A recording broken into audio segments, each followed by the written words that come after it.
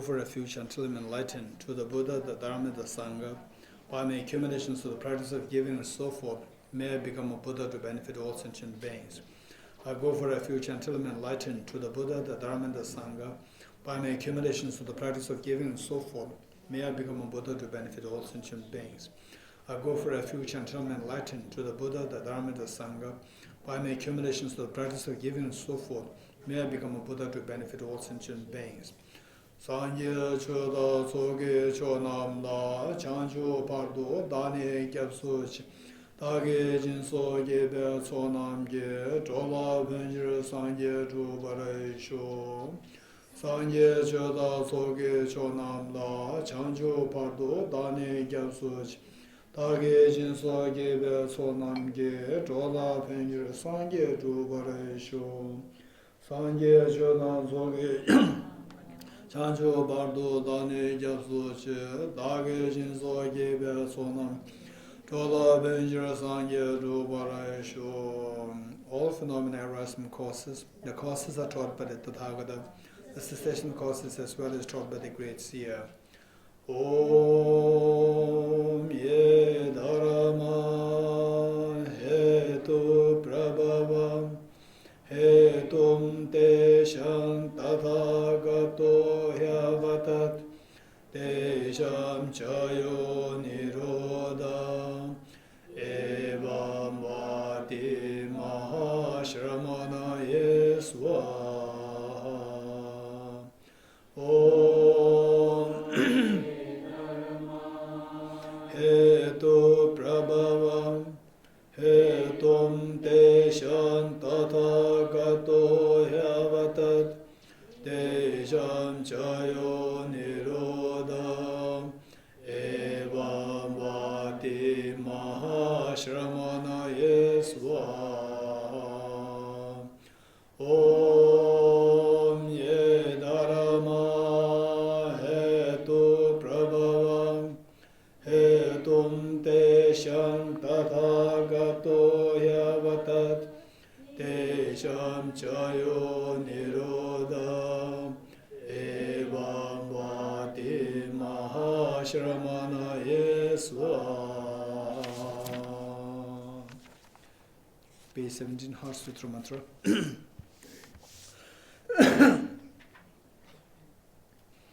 Deyata Om Gati Gati Paragati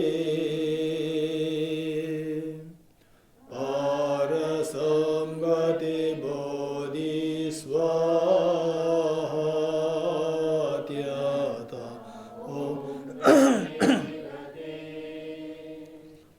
Paragati Parasamgati Bodhisvaha Tyata Om Gati Gati Paragati Parasamgati Bodhisvaha Tyata Om Gati Gati Paragati Parasamgati Bodhisvaha Tyata Om Gati Gati Paragati Parasamgati Bodhisvaha Tyata Om Gati Gati Paragati Parasamgati Bodhisvaha.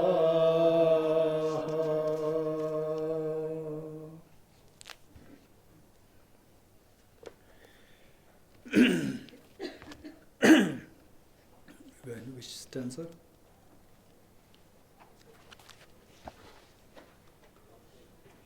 (180), 183. Okay, we finished 183, 82. 83 finished. Okay, 84, 184, page, okay, chapter 8, page 22, chapter 8, stanza 184, 83. Whatever contains teaching about the world speaks of engagement. Whatever contains elucidation of the ultimate speaks of disengagement. Okay, so here this chapter is dedicated on the explaining the final reality, emptiness, or the ultimate truth. Ultimate truth.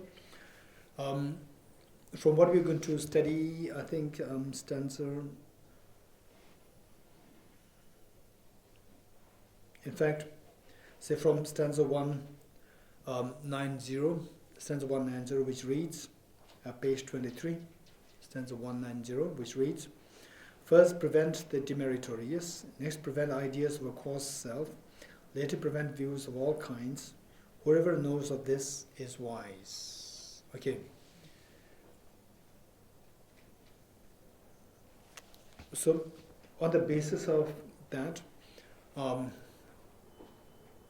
like in the how a small child is raised, in terms of education. First, a very basic teaching or the instructions, a set of the instructions is given. Then, as the child becomes more mature, then more sophisticated. Then finally, the more sophisticated teachings will be given. So, likewise, say. The teaching on how to refrain from the negativities, how to refrain from for example, say in the dream, you are asked to refrain from the negativities, one. Then you are encouraged to engage in the positive actions in the dream. So while we engage in the positive actions in the dream, still there's confusion there, because you are seeing the dream as real. Even that is also wrong, but that is much better. That is much better than doing something wrong things in the dream. For example, in the dream, fighting with someone else, there's so much agitation in you, and you're so disturbed. As compared to that, in the dream, helping someone in the dream. In the dream, you view the other person as in a difficult situation, and the dream person, a difficult person, a person in difficulty, seeing that as a real person in difficulty, that's wrong. But then you see that as a real person in difficulty, and then in the dream, you start helping. So that is much better than in the dream fighting with the other person. 2. Now third is getting out of the dream. Getting out of the dream, that is the total freedom. That is number 3. So of the 3, we see that the third is the total freedom, and the second one is mediocre, much better than the first one, but as compared to the third, it still has limitations, because you are imbued, you are under the sway of the wrong belief or misconception that the dream object as to be seen as real. So what is being said here is stanza 183, whatever contains teaching about the world speaks of engagement. In the world, for example, say, we're taught how to engage in positive actions, how to engage in helping others, how to engage in the practice of morality, how to engage in the samadhi, and so forth. All with the belief that things are objectively there. Hey, don't do bad things, do good things. So you are not given the instruction that see things as dreamlike. No, this is not what is being said. Don't do bad things, do good things. Then the third phase is, even the bad and the good, they're all like dreams. So see things as dreamlike. Then you transcend the good things, which are 2. The good things imbued with ignorance, good things which transcend the ignorance. There are 2. Good things, there are 2. One is mundane and the other one is supramundane. Mundane is like in the dream, you do the good things. That is like the mundane goodness. Then you will come out of the dream, you will stop fighting, and you see the ultimate reality, that whatever came in my dream, were all just my dream, nothing really there. So that is the third version. Now, Stanza 183, whatever contains teaching about the world speaks of engagement. To engage. Engagement has a connotation, seeing the object as objectively real, and then you engage in it in a positive way. So there, by engaging in a positive way, there's nothing wrong in it. What is wrong with it? Seeing the object as objectively real. That is mistaken. There are two things there. One, you engage it in a positive way, help the other person, but seeing the person as objectively real. There are two things mixed up. So that is known as the what is taught to be engaged in pertaining to the teachings about the world. Whereas there is another teaching how to get out of this, the mundaneness into the super-mundane level. Whatever contains elucidation of the ultimate speaks of disengagement. So now from here, particularly this chapter, to understand this, we need to have some understanding of what constitutes the ultimate truth. Ultimate truth. It is like what exactly, say for example, we are all dreaming, and then we are having a conversation in the dream. And then say whether this is good, this is bad, and so forth. We are discussing like this. Okay. So now, then we may comment. Oh, this is good, we have to get it. This is bad, we have to run away from it. All these engagements are there. You wake up, you stop getting engaged into the dream positive things and dream negative things. So that is the transcendental engagement. So now how to reach to that third level of the transcendence is through waking up. Okay, tell me. There are three things. One, in the dream, one fights with your neighbor in the dream. Second dream, you help your neighbor. Third, you wake up from the dream. Which of the three is the best? Third one. How the third one is best? Anyone? Yes, Shudala? Yes? Because first and second, they are both dreams. It's better if we just get out of the dream. First and the second, we see the dream as real. So that is the problem creator, right? Although in the second case, being very friendly with the other person, helping the other person, still believing that the other person in the dream is real, right? So this is a misperception. That engagement, that you are compelled to do something, compelled to do something, and waking up, are you engaged or you are not engaged? Waking up. You're not engaged? You're not engaged in visual emptiness? No, that is specific reference to the dream. Okay, you are not engaged by the power of the misconception, right? You are not engaged in the power of misconception. For the time being, we can say like this, to make things smooth. In the dream, we engage by the power of the misconception. When you wake up, we do engage. Oh, that is dream. We do engage, but we engage with the freedom when freed from the misconception. Now, eventually, when one understands emptiness, when one gets a clue of what emptiness is, a glimpse of emptiness, at that point, we may not really need to qualify this word. By the power of misconception, engage. So there you might get an inkling as to like that there's nothing really there to engage with. So, but this can be explained like this. Only when somebody gets some experience of emptiness. Otherwise, it's quite dangerous. It can easily dangerous in a sense, and people can fall into nihilism and then fall into hedonism. This is very dangerous. So for time being, the best is to explain it as say one engages by the force of misconception, other engages with a valid mind. right? So while engaging with the force of the misconception, there are two ways. Negative, which is purely but about misconception. Second one, misconception, but can be positive. Like in the dream, you engage in the dream of helping someone else, but believing that other person that you're helping exists as non-dream, as real. So that's misconception. So that act of engagement is still imbued with the misconception. Whereas when you wake up, then that you are no more affected by the misconception. So whatever you do is freed from the misconception. So that is the third way of engagement. And the experience-wise, it's going to be very different. Experience-wise, one might get the same inkling that there's nothing to be engaged. There's nothing to be engaged with. Okay, anyway, let's see.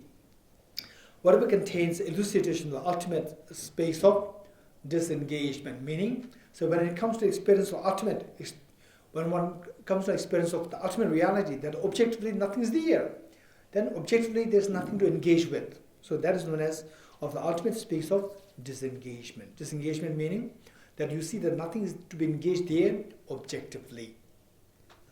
184. Thinking nothing exists, what is the use? You may be afraid, but if actions did exist, this doctrine would not be a prevention. So, when you speak about objectively nothing exists, objectively nothing exists, objectively nothing exists. Everything is like dream. When you speak like this, there's one category of people who think that, what's the use of teaching this emptiness? Thinking nothing exists, what is the use? Thinking that nothing exists objectively, what's the use of this thought? What is the use of this thought? And on top of that, if you say nothing really exists, then even I don't exist. It's very scary, right? Why people don't like to die? Because they think that they're going to become non-existent. So this feeling of becoming non-existent is quite scary. So therefore, such people feel very scary to think about that things are empty of objective existence. They think that things empty of objective existence and then things don't exist at all. These two are seen as synonymous. So that way they see that if nothing exists objectively, then nothing exists. If I don't exist objectively, I don't exist. If I don't exist, then it's very scary. Okay, you may be afraid. So this is how the opponents or the advocates of objective existence assert themselves. Now, as response, but if actions did exist, if actions meaning act of virtues, act of non-virtues, whatever actions, if they did exist objectively, as opposed to dreamlike, while everything exists as dreamlike, if things do exist objectively, if your actions do exist objectively, then they should exist independently. If they exist independently, then nothing can stop this. So your negative karmas, nothing can stop the negative karmas, negative actions. If the negative actions cannot be stopped by any other factors, then no teaching can prevent us from engaging in the negative karmas. So third line, last line says, this doctrine, if actions did exist objectively, then this doctrine on the emptiness would not be a prevention of the negative karmas. Because if things did exist objectively, then nothing can really stop it. Because it should exist independently. If it becomes independent, it does not depend on any other factors. If it does not depend on any other factors, no factor can alter that object, that action. Yes. The example that you gave about the dream, about either doing bad actions in a dream or good actions in a dream, better than both of this would be to wake up from the dream. In this context, why is it considered that conventional truth and ultimate truth are non-hierarchical? That they are the same in the sense ultimate is not superior to conventional. Very good question. I think the following stanzas will give the answer to the question. Following stanzas will give the answer to the question. Meanwhile, I think if I can give a little bit of answer to this question, even the following stanzas will become easier, because these two are very closely connected. Say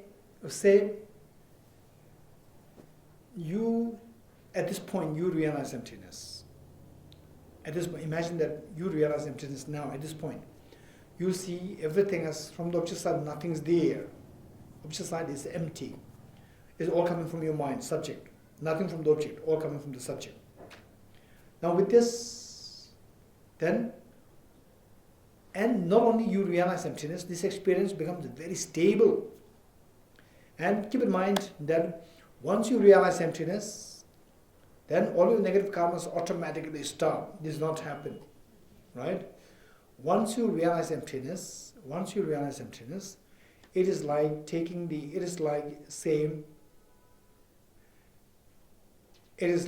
say you have a fever, you take the paracetamol, and the fever subsides. As long as the effect of the paracetamol is there, the fever does not arise.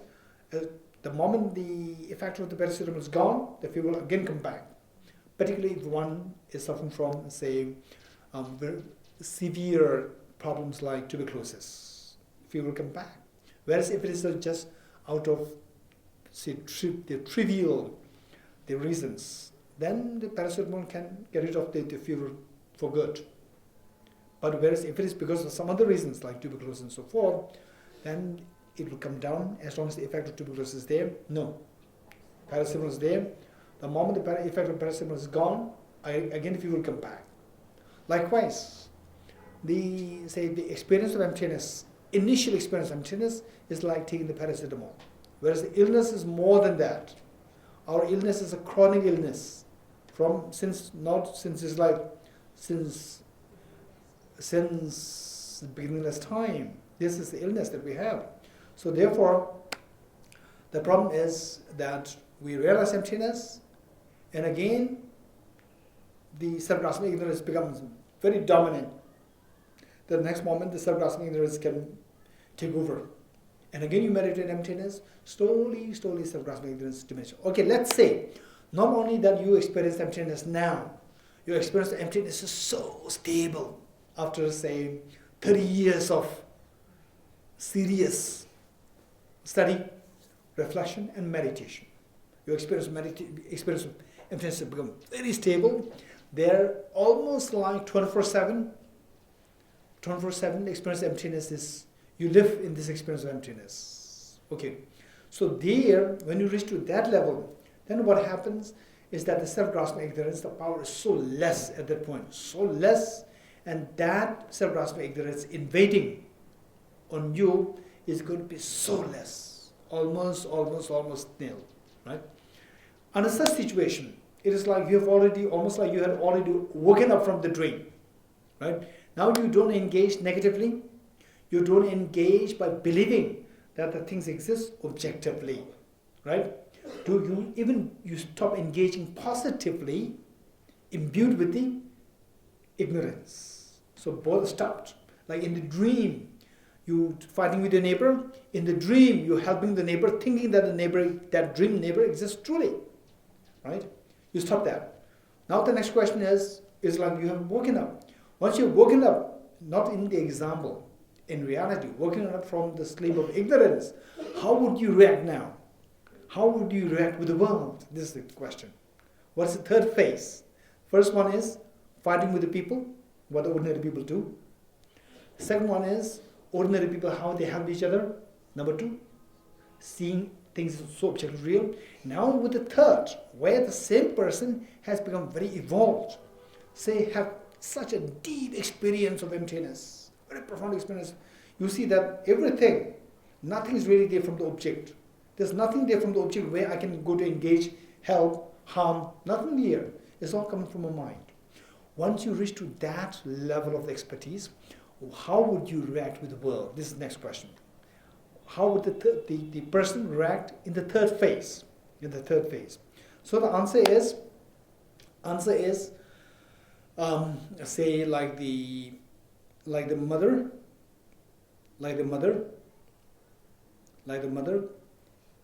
and the children playing games, the role model in games. Oh, I'm the king, I'm the minister, I'm there, some subject like this, the games. And the children, young children, once they start the game, they become so obsessed with the game that they see it as so real. And the mother comes to call the young boy or young girl who took the role of a king. Here you come. Then everybody will say, how dare you speak so badly to our king, right? So they are so obsessed.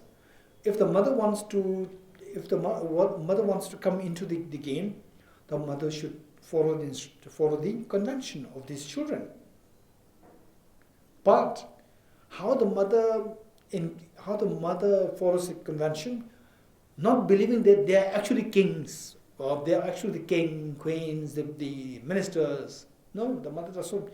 Even while the mother engages, the mother doesn't believe that they are king. They are actually the ministers. They are actually the subjects. She doesn't believe in that. But simply as like an illusion. Nothing's really there. But to comply with the convention, the mother engages. Likewise, seeing that everything is illusion coming from my mind. So, with this illusion, with this myself illusion-like, and the people, illusion-like suffering. So, if I engage in the illusion-like act of benefiting, illusion-like suffering will be over, right? And then the person seeing the illusion-like suffering as a real suffering will be over, and the person will be free from suffering. So this is how one engages. So that's the third level. So whereas, now what is the conventional truth and the ultimate truth? What is the hierarchy? Is there hierarchy? There's no hierarchy. There's no hierarchy. Say, in a meditative experience, ultimate truth should be emphasized. In the post-meditation, conventional truth has been emphasized. These two are like two sides of the same coin. Two sides of the same coin. What exactly is conventional truth? Conventional truth, is it the dream person as a real person? Is that the conventional truth? No. Right? That objectively nothing is there, your mind creating a self there. That is conventional truth. Not objectively existent truth, objectively existent person. That is not conventional truth. The person subjectively created by a mind, that is conventional truth. So, the person subjectively created by mind and the person empty of objectivity, these two are the two sides of the same coin. So, how does the person existing from the subjective creation? How does it exist? It is empty from the object. How does it exist? It exists subjectively.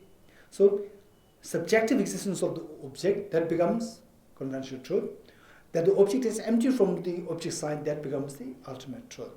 So when you say things are empty from the object side, implicitly I'm saying things exist subjectively. That forms the conventional truth. When I say things exist subjectively, implicitly I'm saying that objectively they are empty. That is ultimate truth. So there is no the hierarchy in terms of the subtlety of the two truths, but we should not mix up the two things. The conventional truth of the person and the objective existence of the person, these two are very different. Say, seeing the person, dream person as a real person, that is not seeing the conventional truth. That is not seeing the conventional truth. Conventional truth is seeing this subjectively existent person as a person. Right? The object of that mind, which sees the subjectively existent person as a person, not as an objectively existent person. As a person, that is the conventional truth. Okay, so this is a little technical, particularly those of us who are very beginner to this. This is a little technical, don't worry. So we'll go further and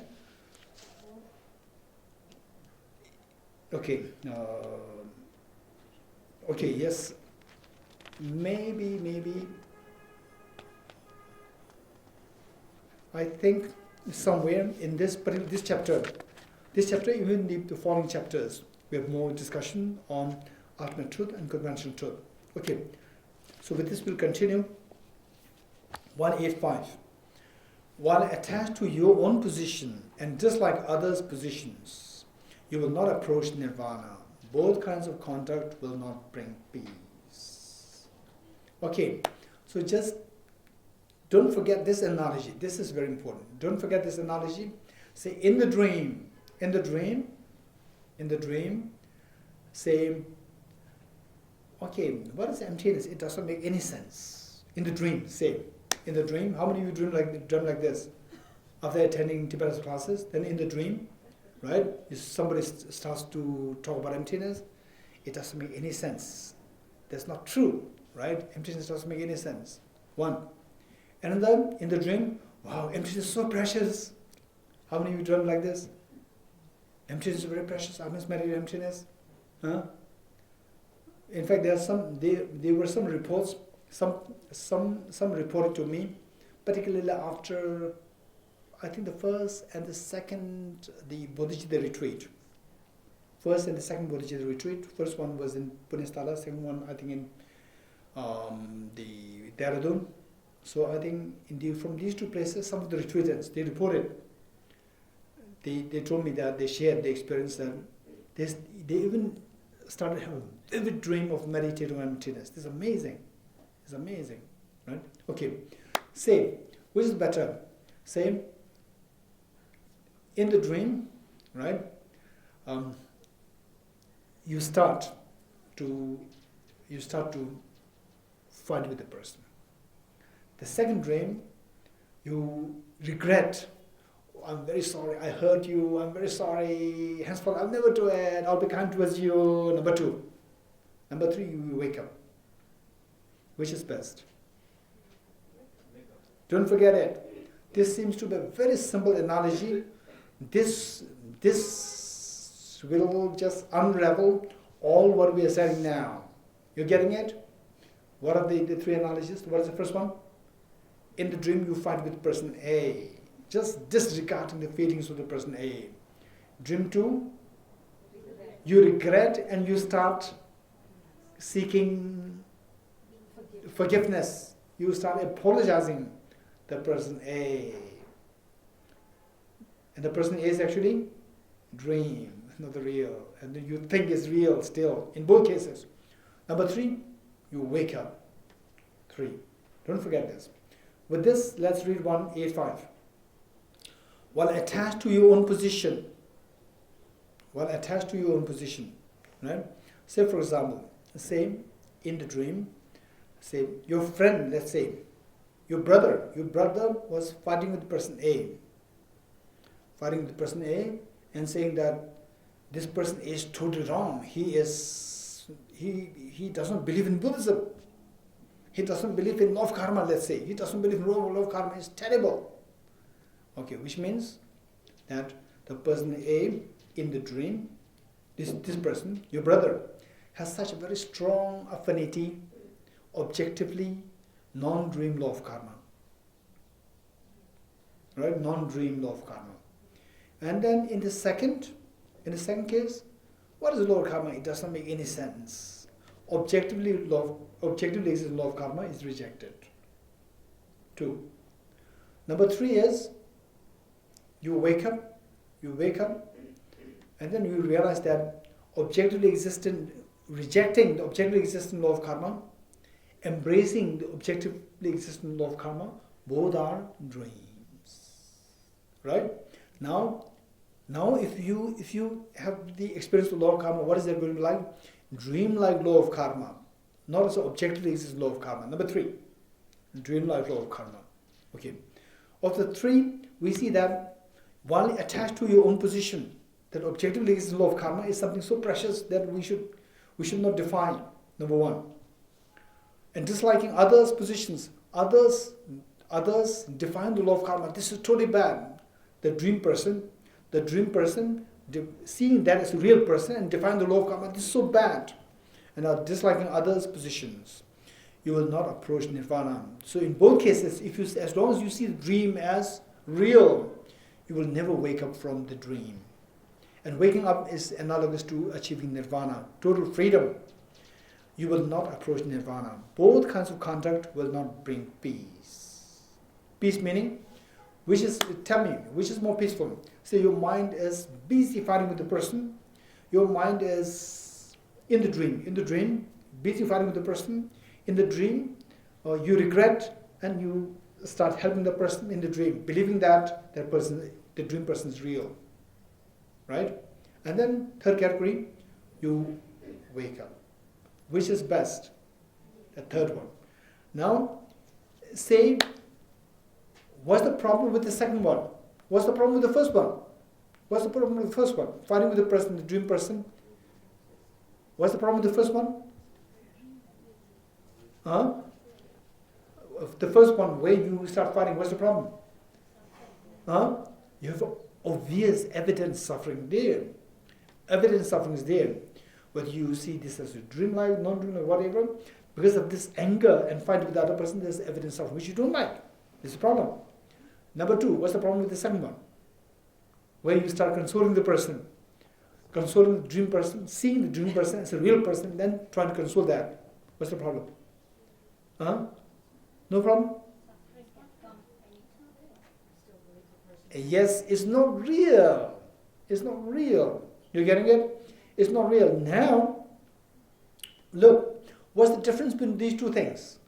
Seeing the dream person as a real person in the second case, and then number three, waking up. What's the difference between these two? Where the peace of mind is greater? Third, how?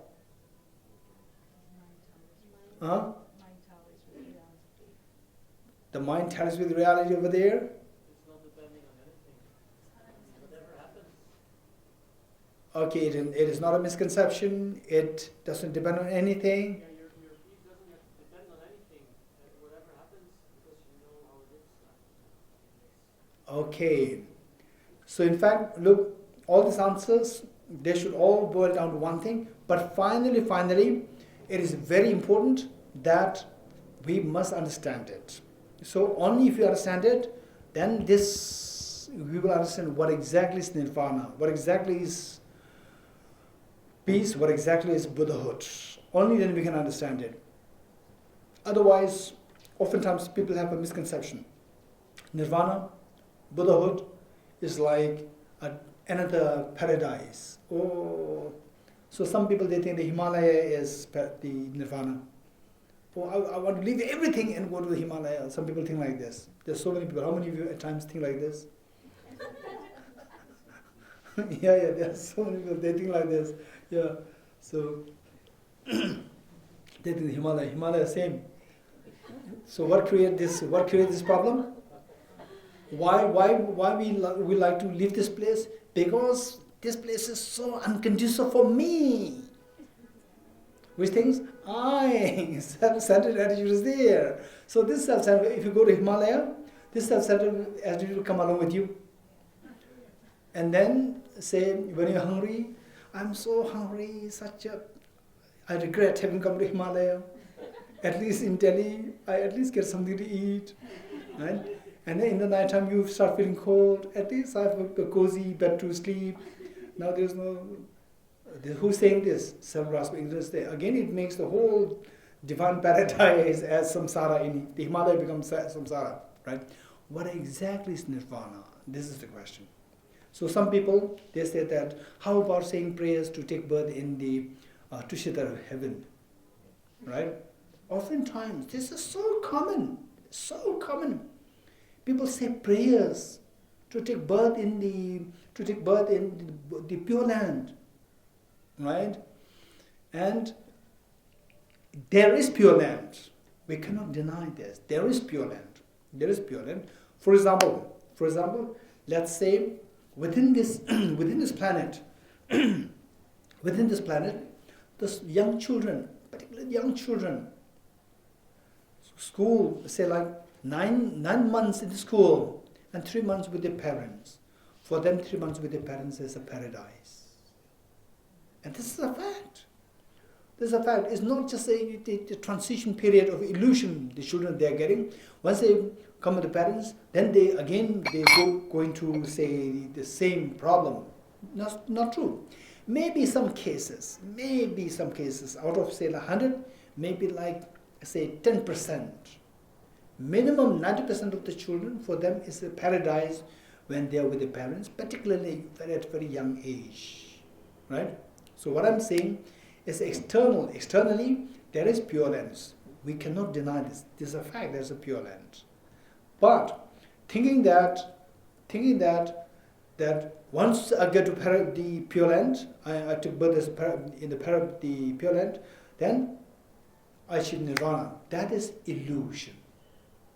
Whether you take birth in paradise, the Pure Land, or whether you take birth in the very basic, mundane, very crude samsara, whatever.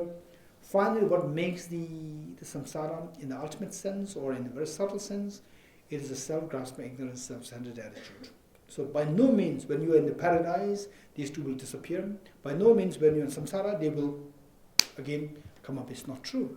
So when you are in the Pure Land, what may happen is that self-centered attitude will become a little inactive, because everyone around you, they are very helpful like this. So therefore, you don't have to fight for survival. So that way, self-grasping ignorance, self-centered attitude, not self-grasping, self-grasping ignorance is just the same. Self-grasping ignorance, there's no difference whether you are in Pure Land or whether you are in samsara, whether you are in hell limb, it's just the same. There's no difference.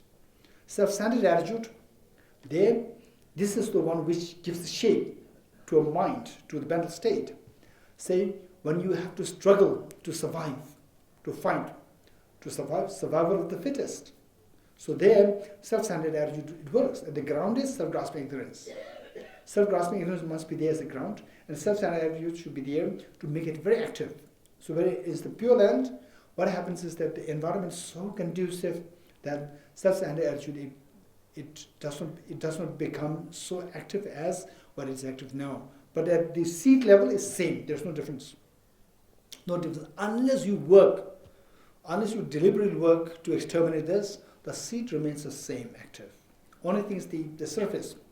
It may subside because the environment is not as challenging as what is in the very basic samsara.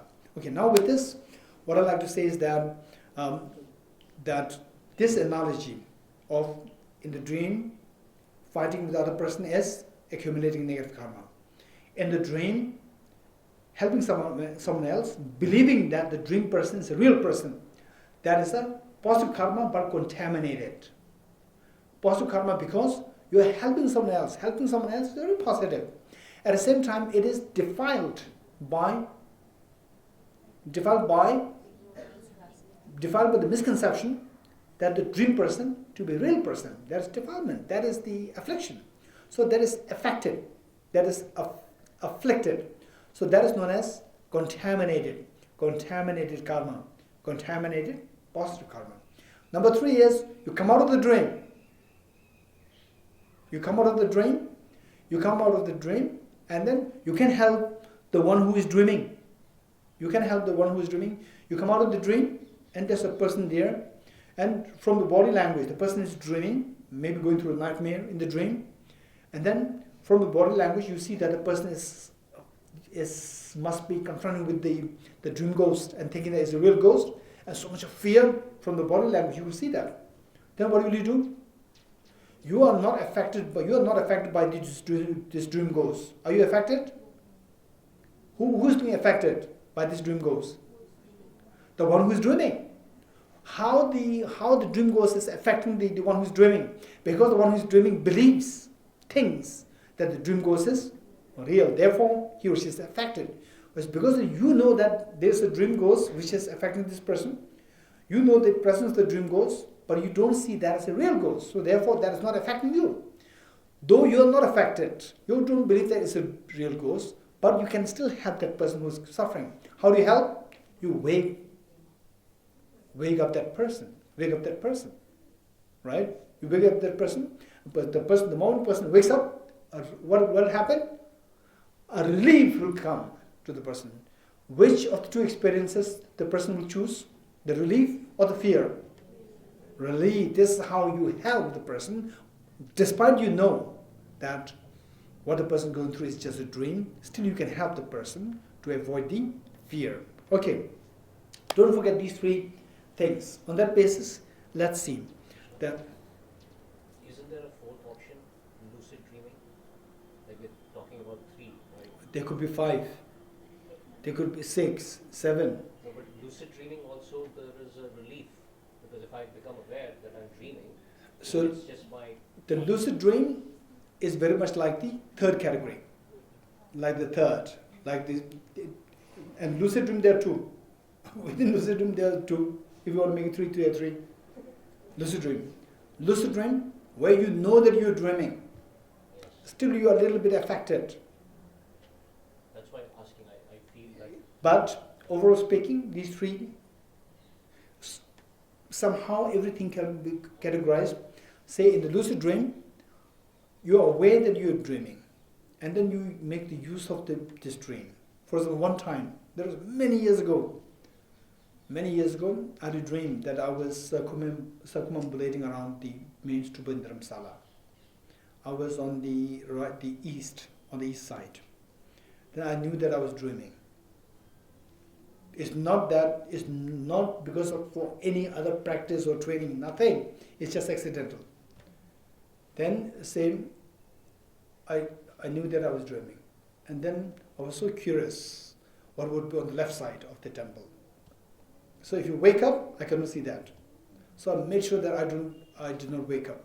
And then I continued to circumambulate to see what is there around on the left side, on the west side, right? So here, still, if I wake up, would I be curious to look around what is there? Even that is also illusion. So still I was affected. In a very subtle way I was affected by the dream. Right? So in all we can say that these are the 3 things. But these 3 things, in any ways, why we choose these three examples is in line with how we go into miseries and how we can potentially come out of the miseries. How we go into the miseries is by being in samsara. How we being in samsara is going through miserable experiences, evident pains, and happiness, samsaric happiness. And all the evident pains are because of the contaminated karmas, like fighting in the dream. And all the good experiences in samsara, which are all contaminated. Contaminated happinesses, they are the results of the contaminated positive karmas. So contaminated positive karma, it has 2 sides. One is contaminated, one is positive karma. Positive karma like helping others, being kind with others, being self-restrained, and so forth. So this thing you can do in 2 ways. By waking up you can do it, but in dream you can do it. In dream, thinking that it is real, you can still do it. So in the dream, helping others, this is one example. Helping others is positive, but seeing the dream person as real, that is contamination. So contaminated, positive karma. Right? Okay. Now third one is you get out of the dream. Get out of the dream, you can still wake up others. That is the positive karma. And then you see that it is totally absent of objective existence. You're not tainted, you're not contaminated by the misconceptions. So that is uncontaminated positive karmas.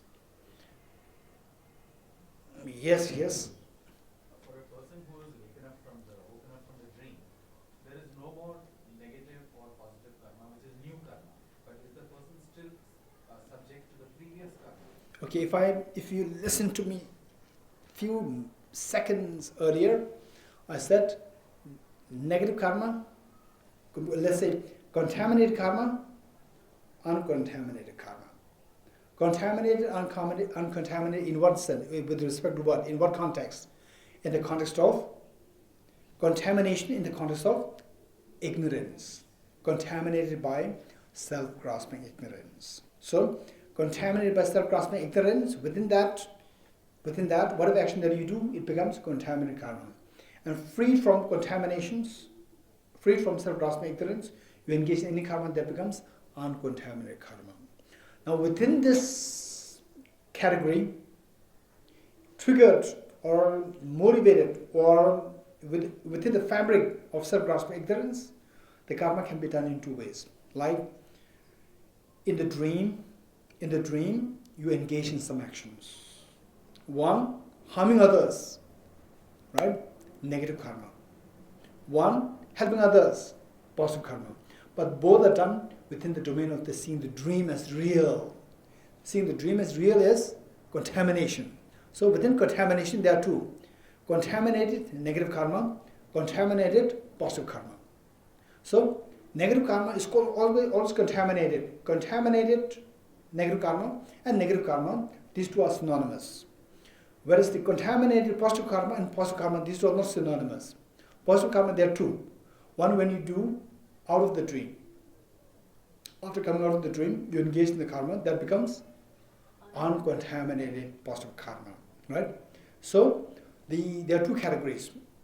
One, when fully engaged with the self-grasping ignorance, then the karma can be negative karma and the contaminated positive karma. And when you come out of the self-grasping ignorance, then the karma is uncontaminated positive karma. Okay, uncontaminated karma and uncontaminated positive karma should be synonymous. Yes, over there? Yes, Badriji. I just wanted to know, a person who is coming out of the dream and engaging in uncontaminated positive karma, is that person still subject to the effects of contaminated negative karma while he was in the dream? Very good question. Very good question. Very good question. Let's say now, say those of you who are really brand new, you may feel a little confused. Don't worry. In a way, this says you are very lucky. We're going to little technical things. Let's say the arahats, Shravaka arahats, they've already realized, they've already eradicated the self-grasping ignorance. Right? They've come out of the dream. They came out of the dream. Now, what happens is that they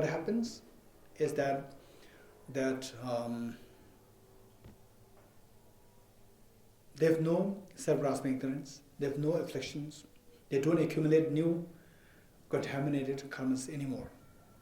Right? Okay. Yet, they go through illness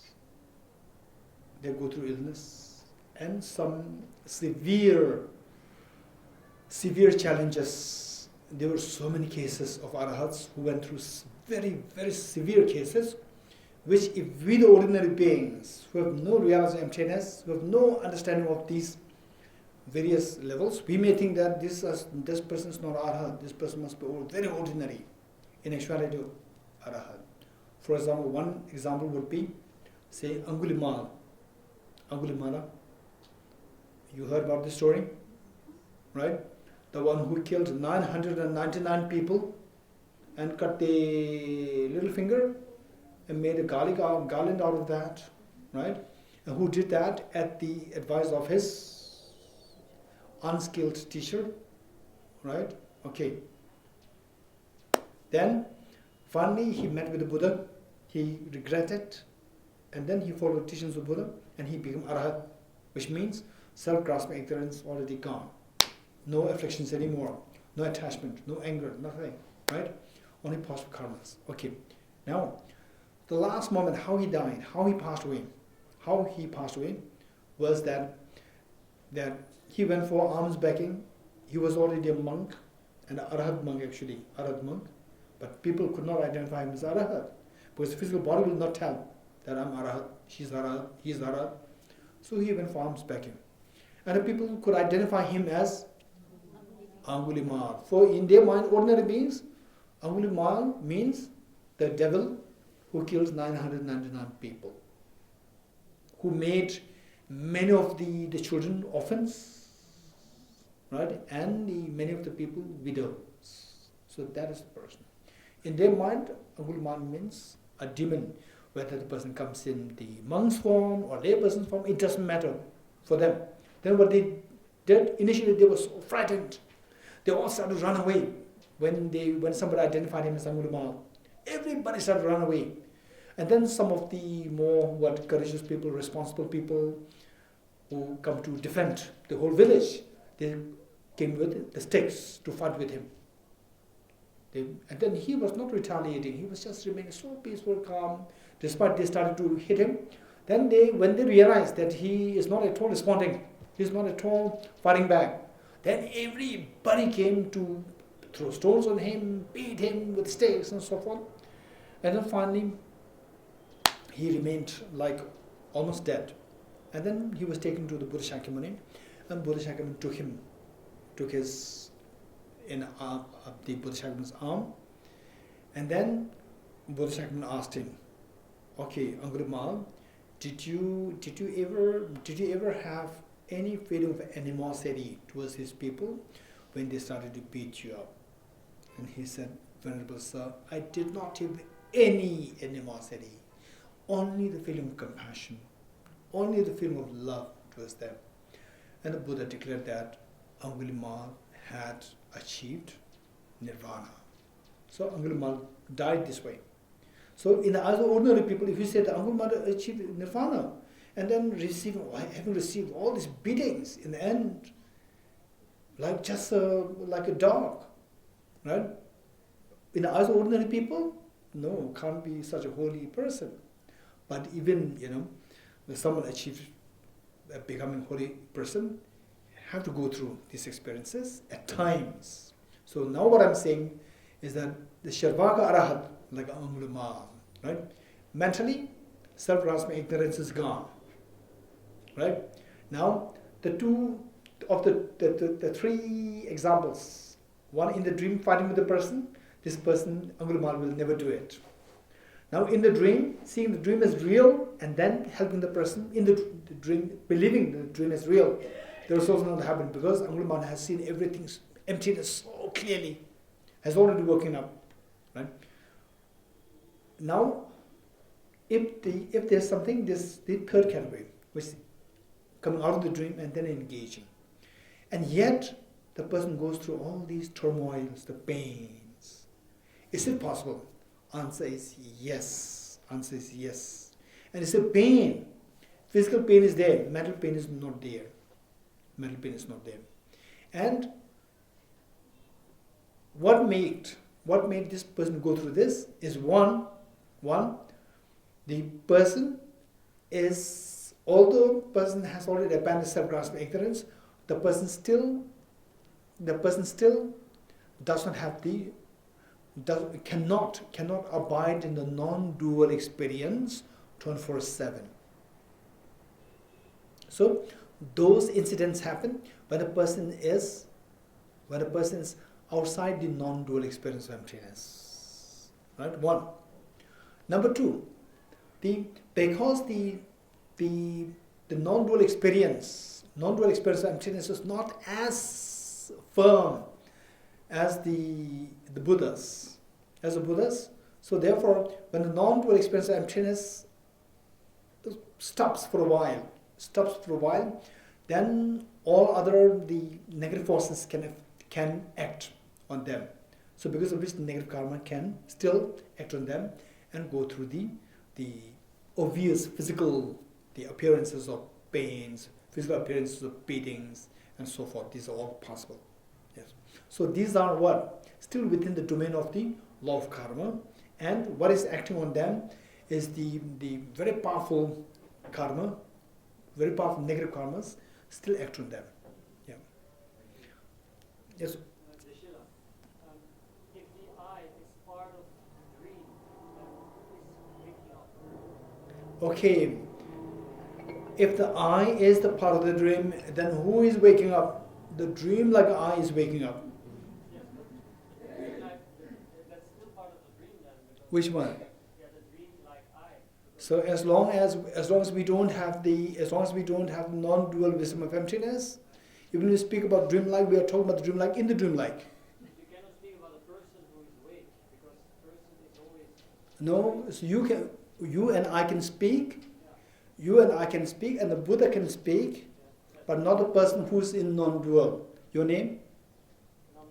Huh? Nanda. If Nanda is non-dual experience, you cannot speak about I am in non-dual experience. If you say that I'm in non-dual, if you are not Buddha, and hey Dorji, don't disturb me, I'm in non-dual experience, you're non-dual. The fact that you are talking is a clear indication that you are not in non-dual experience, right? So therefore, the person who is not a Buddha, a non-Buddha person, in a non-dual experience cannot describe that one is in, that the person is, that I am a male, I am a female, I am meditating. These things cannot be described by a person in a non-dual state who is a non-Buddha. Okay, by the way, so these discussions will come particularly in the context of the emptiness. Of course, this chapter is more on emptiness. Yes, we can discuss on this. Anyway, okay, let's now do this one. Okay, one thing that I'd like to share with you is that even this is so precious. In the dream, fighting with the person. In the dream, seeing the beggar as a real beggar, and then helping the person. Number 2, waking up from the dream. Of the three, the third one is the most subtle and the most peaceful state. If one gains conviction in this,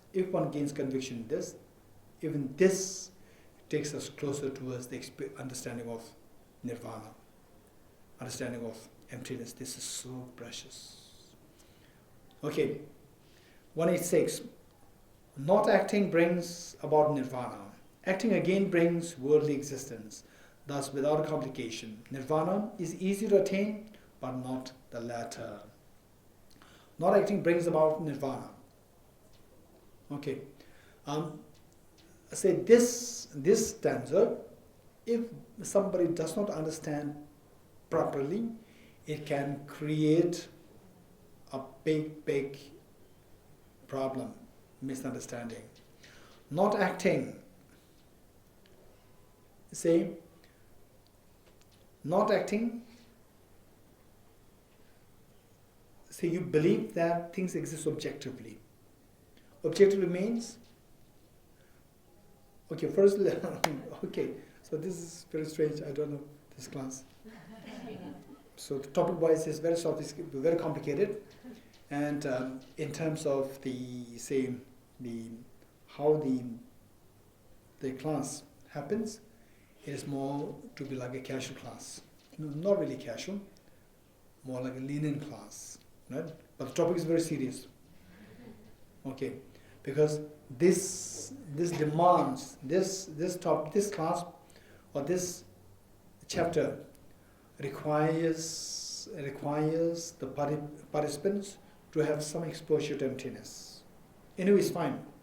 Let's say that let's begin with this. The functionality of the world. The functionality of the world. How many of you came from your respective homes, house, rooms, whatever, to Tibet House today? All of us. Which means when you were there, how did you come? Walking? Or by car, by taxi, by metro, right? By some vehicle, you came here. Without a vehicle, impossible that we can reach here, right? Okay. Which means that there should be your place there. We cannot deny this. And there should be the vehicle which takes you here, took you here. There is a place here, Tibet House, where we can come together. And there are other people from other places also coming there. We all come together.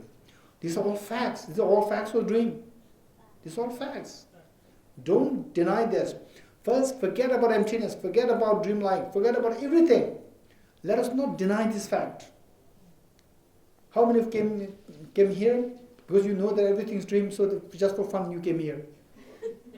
No, we including myself, we don't have the experience that things are all dreamlike, right? And things are so rigid, so solid there, and there's that same. I learned that to see things as dreamlike will help us to get out of this problem. So we'll go to Tibet House to learn something. This is how we all came here, including myself. With this, there's a fact there. There's a fact that we have miseries, that we have happiness, that there's a hope for getting out of these miseries. This is a fact. Let's start from there. This fact, which is so visible. Let's start from there. The next point. Let us not deny this fact. This fact is there. Whether you see emptiness, whether you disregard emptiness, whether you don't dwell into emptiness, this fact will never stop. This fact will never stop. Same, even if Nanda, right? Even if Nanda, now I realize emptiness, stay there, non-dual wisdom emptiness, Delhi traffic will not stop. Delhi traffic will continue. Delhi pollution will continue. This is a fact. This wisdom emptiness will not exterminate the external facts. External facts are there. Don't forget it. One, start from there. That the external functionality is there. One. Number two, how does the external world appear to you? External functionalities which exist, how do they appear to you? As objectively or as subjectively? As objectively. Number two, don't forget it. Number three, how do they really exist? I'm not asking how do they appear to you. My third question is, how do they really exist? Subjectively, objectively? Subjectively. Don't forget these three questions. Number one, do the functionalities of the world exist? This is how we begin. The answer is yes. Because of the functionality of the world, sometimes I experience happiness, sometimes I experience pain, and these pains are given by a set of causes, and the happiness they are given rise to by the set of causes. These causes are known as virtues. The causes responsible for the pains are known as non-virtues. Okay, this is a fact. Second question. This fact of the conventional functional world, how does it really exist? Objectively, subjectively. They exist subjectively. How does it appear to exist? Subjectively, objectively? Objectively. Okay, so now your job is not to eradicate external functionalities. In any ways you cannot eradicate external functionalities. External functionalities there. Now, external functionalities, in your mind there's a discrepancy. The functionality of the world which exists in actuality, in reality, existing subjectively, in your mind is seen as objectively. Now, what is being changed by this meditation is your thinking is changed. That functionality which operates the functionality, which is seen as objectively real, you discover that it's mistake, that it exists subjectively. So in your mind, it is lifted from the objectivity to the subjectivity. In actuality, you cannot do anything. You cannot even lift one car up by the wisdom of emptiness. You cannot do that, right? Functionality operates in the air. What happens? In your mind, all this functionality of the world, they are lifted from the objectivity to the subjectivity. So what is the benefit of that? All the miseries are grounded on this misconception that the functionality operates on the objectivity. Now when you lift it on the subjectivity, all the miseries stop, your miseries stop, and will be replaced by happiness. That's the purpose. It's not to stop the functionality of the world. Functional world will operate, right? Okay, with this, the experience of emptiness, keep in mind that the functionality will be there. There's no contradiction between the existence of the functionality of the world versus the emptiness of the functionality of the world. There is no contradiction.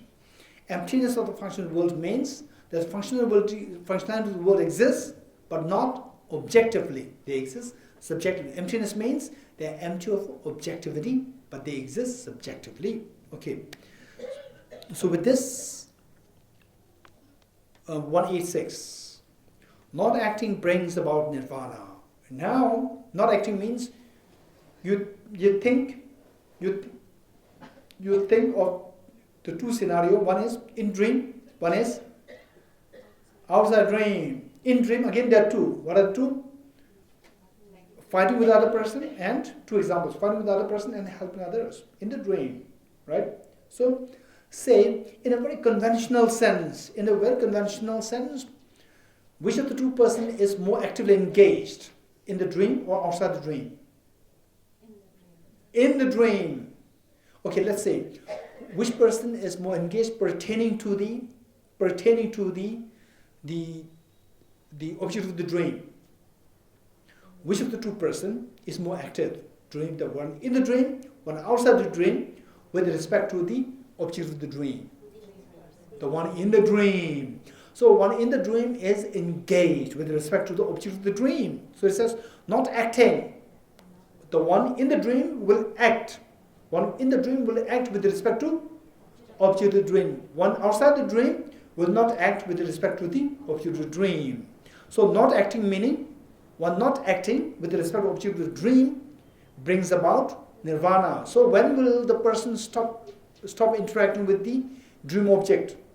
When the person comes out of the dream. When it comes out of the dream, one experiences nirvana. Acting again brings worldly existence. Then in the dream, you fight with the person also punch you back. Right? You punch, and the person, okay, now I'll not punch you back. Nobody will say this. You punch, the person also punch you back. And then you again punch, then blood will come out. Then both of you go into prison. Police will come, dream police will come. And the dream police will take you into prison. And you have a dream suffering. Right? So this perpetuates. It perpetuates. So acting again brings worldly existence of the more fights, more prison, again, the more prisons like this. Acting again brings worldly existence. Thus, without complication, nirvana is easy to attain. Nirvana is easy to attain. How? Just wake up. Wake up and finish. You don't have to, you will stop. You stop acting with respect to the dream object. Whereas, is easy to attain, but not the latter. Which one? Worldly existence. Worldly existence. Within the worldly existence, there are two. What are the two? Fighting with the person and helping the other person. Fighting with the person will give rise to manifest suffering, and helping the other person will give rise to happiness, contaminated happiness. Let's say contaminated happiness, right? Contaminated happiness, and to say, did you have a nice lunch? You like it? Huh? You like the lunch? Okay. So that you felt happy? So that happiness, contaminated happiness? Okay. So say this contaminated happiness, it is not simply because of this lunch. It is not simply because of this lunch, right? To meet with this good lunch, to meet with this wonderful helper, Mr. Namgila, who helped us to get this very clean, healthy lunch, right? And to have the support of the Indian government financially, and with the vision of His Holiness Dalai Lama, all this intact, and then your karma to contact with this lunch and then experience pleasant feeling. Sometimes when you're sick, you have this lunch, you start throwing up, right? Whereas here, instead of throwing up, you have a pleasant feeling. So this pleasant feeling is because of the positive karma that you have accumulated in the past. So that positive karma is a karma of giving food to others. So we see that within the dream, which is easier, to help others or to fight with others? Which is easier? Huh? Help others. Okay. In the dream, which is easier, to make others unhappy or to become Dalai Lama? Which is easier? To make others unhappy. That is easier, right? So to become Dalai Lama is very difficult, Yes. right? You should have a tremendous compassion, you should have a tremendous wisdom, emptiness, you should have a tremendous skill, you should have all these good qualities. It's so difficult. So therefore, to really acquire the good things within samsara, good things and bad things, say human existence and non-human existences, lower realms, and then the good health and fragile health and poverty and say the materially well off and meeting with dharma, not meeting with dharma. All the good things, and particularly, for example, meeting with dharma, then meeting with having the physical body, faculties all intact for the dharma practice and so forth, is so rare. It's so rare. So it says, but not, is easy to attain, nirvana is easy to attain, but not the latter. Not the latter. Right? So if we exert properly, if you know how to exert properly, if you know how the mind works, then to achieve nirvana will be much easier as compared to achieve even a favorable condition as human birth and so forth within samsara. Yeah. Yes. We were recently in the Lamb to the Path of Enlightenment with the lower middle capacity and greater capacity person. It was said that the lower capacity person, you maintain 10 virtues and abstain from 10 non-virtues, and you can have a favorable rebirth. Yeah. And middle capacity, so that seems to contradict what is said here in terms of being able to achieve. How contradict? Because middle capacity person has to maintain not just the virtues, but also develop renunciation as well as wisdom of emptiness in order to, So no, what's the problem? What's the contradiction? The question is, what's the contradiction? So here, it says that to achieve the human birth is more difficult than achieving the nirvana. Yeah. And there, to reach the middle level is more difficult as compared to then achieving the small scope. Yeah. Is this a contradiction? Very good. Okay. If you could remember, I said, provided you know exactly how the mind works. Right? The small scope, there, we don't know how the mind works so well. Because of which we go after, not through rationality, through impulse. Impulse drives us into accumulating negative karmas, not the positive karmas.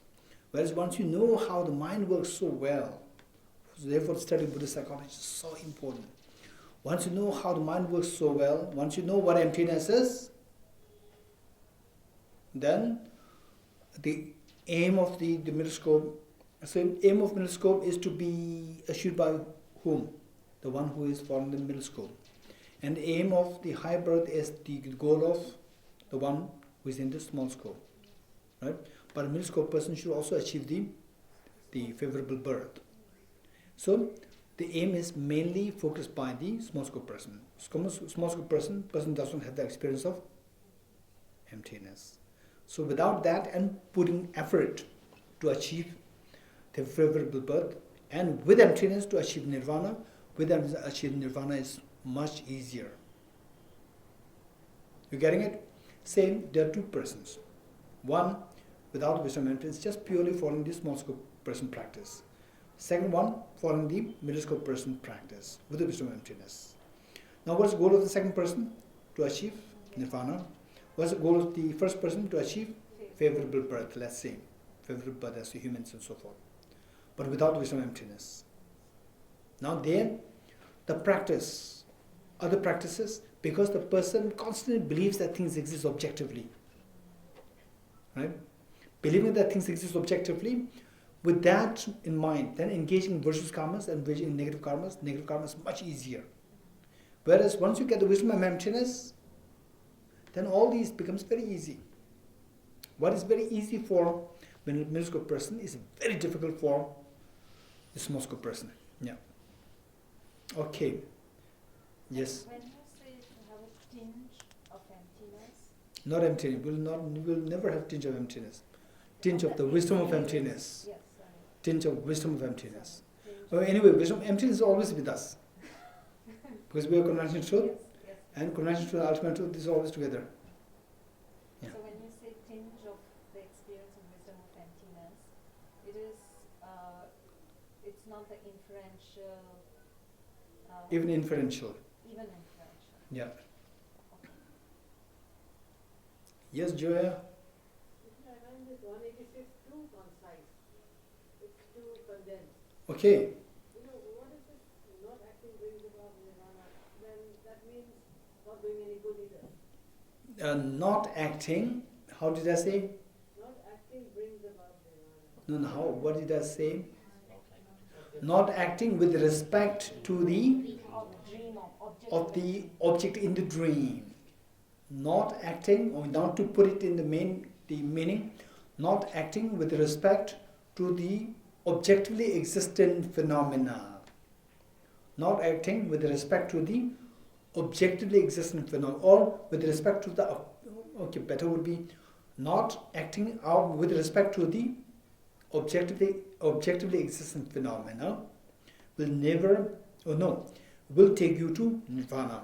Acting with respect to the objectively existent phenomena will never take you to nirvana.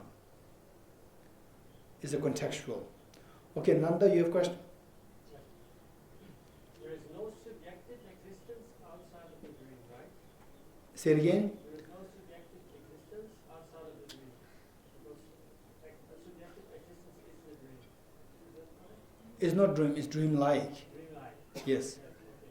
But there was also nowhere objective existence. Not within the dream. Nothing, no objective existence at all. This If, means, that means that there is outside of the dream, there is no experience, no existence. outside the dreamlike nature, Yeah. outside the dreamlike, let's say, outside the dreamlike, there's nothing existent, no experiencer, no experience, nothing.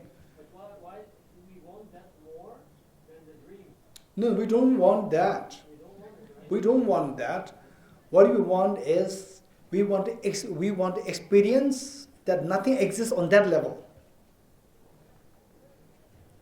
We don't want to experience that, because that does not exist. We want to experience nothing exists on that level. You get it? Okay, yes, it'll take time. You're confused? No. Do you have a question, or you're confused with the second answer? If you're confused, it's very good. We have to, which means that this is not an easy subject. If confused means it's very good. You're getting it? I said that we're not striving to see that. We are striving to see what is not there. Right? We believe that things exist there. There meaning objectively existent. And now we want to know what is objectively non-existent. How nothing exists objectively. If you see that, this will liberate us from all of miseries. Okay, it will take time. Let us not expect to resolve everything now. If you're confused, it's good. If you have a very clear question, ask. If you have no clear question, we need to reflect more. Because if you have a very clear question, either you have understood fully, which means question would not arise, or you're fully confused. No, I understand it. If you're confused, don't push yourself. If you're confused. No, actually I'm not confused. If you're not confused, did you get my point? We are not. You said that why we are trying to get there. I said that we are not trying to get there. I said that we are trying to know how not to get there and how not to be confused by seeing that nothing is there. This is what I told you. I told you something which is totally in opposition to what you think you have understood of what we are saying. But I don't mind being confused actually. And this is what I want to ask you, why am I here? No, what I'm saying is that the answer that we have given is directly in opposition to what you think you learn from here. Because you asked the question to me that if nothing's really there, then why should we strive to get there? This is your question. And I've already given the answer. We are not striving to get there. What we are striving to get is, we are striving to get to the place where we know that nothing is there. Nothing is what we can get from there. Right? If you understood it, you want to go. If not, you are a little confused. Because you see that there's a contradiction between what position that you put and position that I put. This confusion is the one which leads to this understanding. This is so precious. When I say if you have confusion, I don't mean it bad. It means that you are getting somewhere. This is so precious. With this confusion, then you will get there. Right? Okay. Maybe the last, yes. Please forgive me if my language is not clear or technical, but the question was, you said a little while ago that one must respect the conventionality, the laws of conventionality. At the same time, one must realize that it is subjective, that it is arising from the subject. Now, I was just wondering, is this true of all the so-called scientific truths, like laws of physics, gravity, and so on? Everything. So if that is true, why is it that we raise the scientific truths on a pedestal and we kind of undermine certain other belief systems if everything is subjective? So within subjective conventionality, why is there a hierarchy? This is, I don't know whether I got a question correctly. Saying, generally speaking, what the science says seems to have an upper hand. Yes. What the philosopher says seems to have a lower hand. This is the belief system. In fact, finally it is to be judged by the individual person. Now the hierarchy is how it appears in the public. And the public, for them, they will go to the easiest. They prefer the easiest. Easiest is the one which is most visible. What the science touches is always the most visible thing. Evident phenomena. Evident, something which is quantifiable, something which can be replicated, something which is tangible, right? By no means. And then say what we are discussing, particularly this concept, amongst the 7 billion human beings, how many really touch this issue that we are discussing now? 1,000, let's say, really discussing on this level?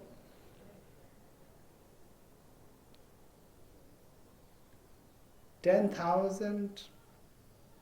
I don't think so. Just a 0.0001% of 7 billion human beings don't touch this. Without touching this, how can you expect them to understand this? Without understanding this, how can you expect these people to respect this?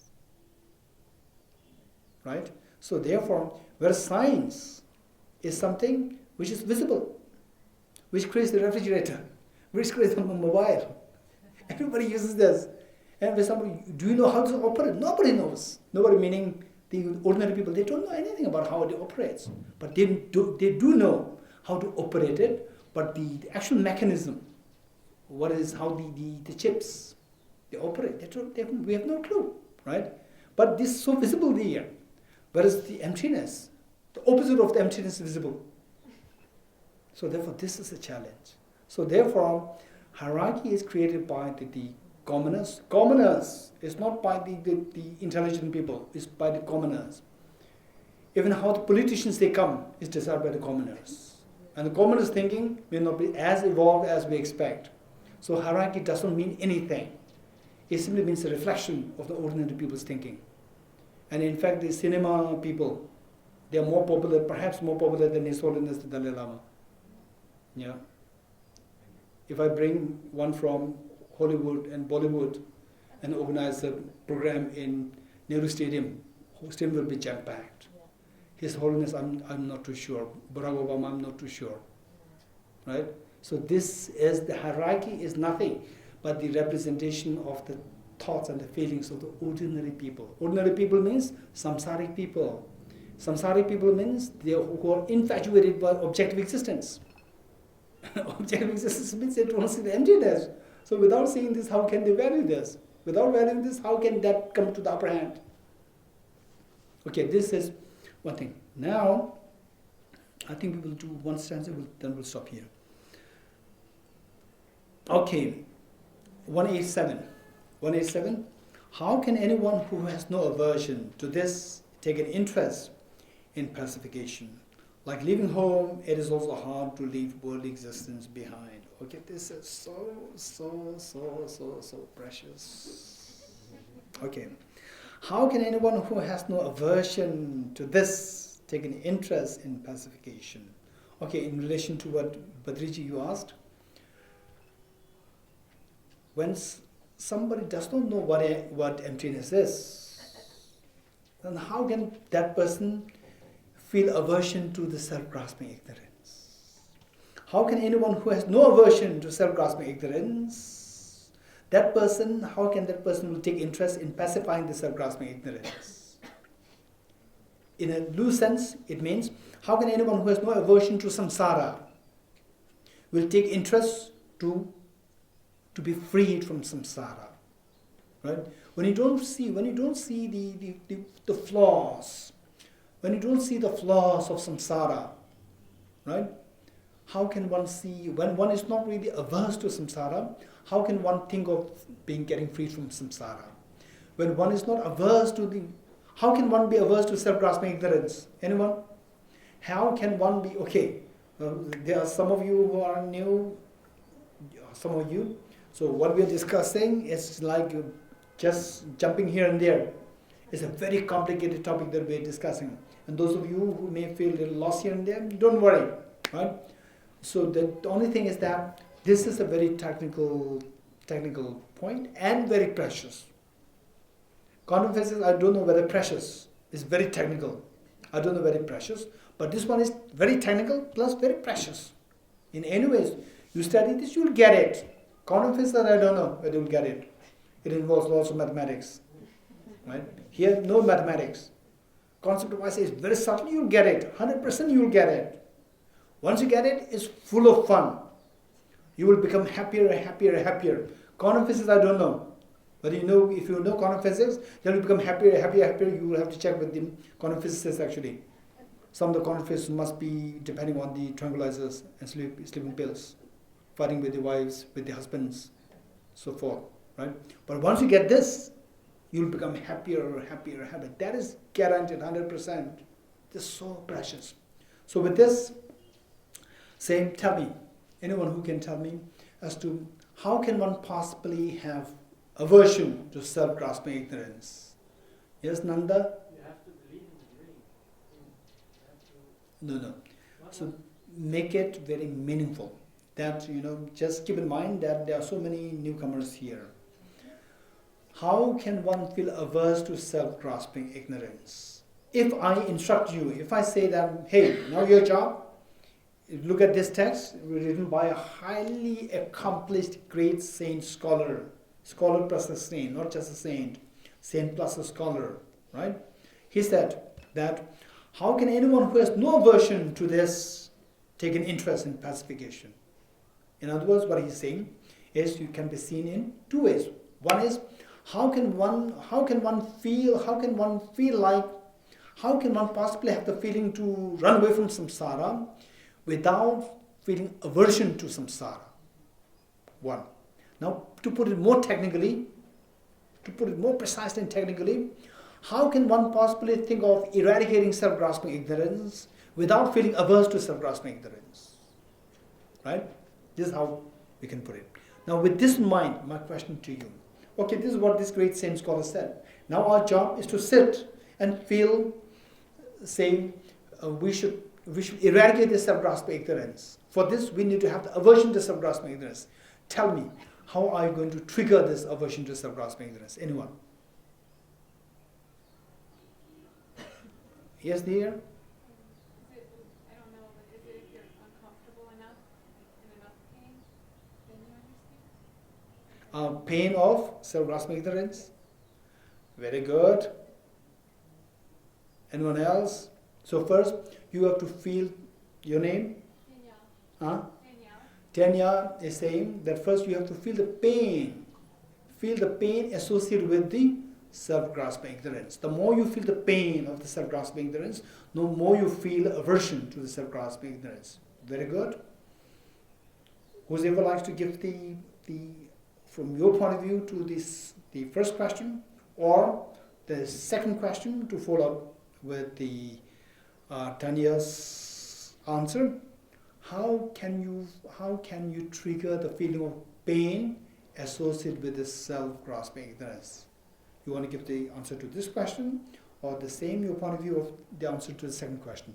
Chudala? Which answer do you like to give to which question? I'd like to Follow up. Okay, yes. The pain that she's talking about, maybe if we reflect upon our acts that we did in our past, and maybe after we reason with it, we come to realize that it was our self-grasping ignorance which led to the pain that we have right now.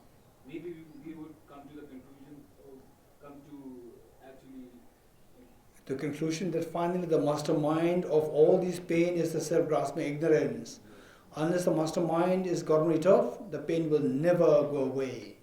Right? Very good follow-up. Anyone else? Anyone else? Okay, very good. This is, so two of them combined together is a very good answer.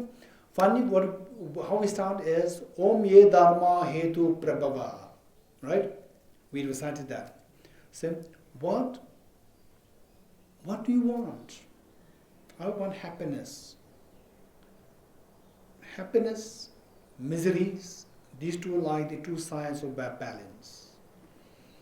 Happiness that you seek, how do you increase it? That just make the suffering less and less. Happiness will automatically grow. Make the suffering less and less. As the other side of the balance is put down more and more, the one side will rise higher and higher. When the suffering, the balance of the side of the balance of the suffering becomes zero, the side of the balance of the happiness will become 100%. Now with this, if the miseries are to be made zero, which is what we dislike, I want to make 100% happiness, I want to make suffering zero, then if we don't want suffering, we should know how to eradicate the causes of the suffering. Because the causes of suffering, they invariably, they arise from the cause of suffering. Om Ye Dharma Hetu Prabhava. Right? So for this, if you don't want the miseries, the pains that we go through, we need to identify the cause of suffering. And what are the causes of suffering? Immediate cause is the contaminated karmas. Now how to get rid of the contaminated karmas? They are also because of the causes. So these come into being by the afflictions. And how to get rid of afflictions? Afflictions are also given rise to by the causes. What causes? Self-grasping ignorance. So seeing that all these miseries, all these evident miseries that we are going through, at the core lies the self-grasping ignorance as the mastermind. So if you see this link, this causal link between the miseries that we go through, the acute pain that we go through. For example, one pain of losing your near dear ones. Oh, this is just good enough to feel aversion to samsara. And then if we really think seriously, say one, we may feel angry towards whosoever is responsible for the demise of your near and dear ones. Or say the food responsible, or the climate responsible, or the doctor responsible, or this person responsible, like this.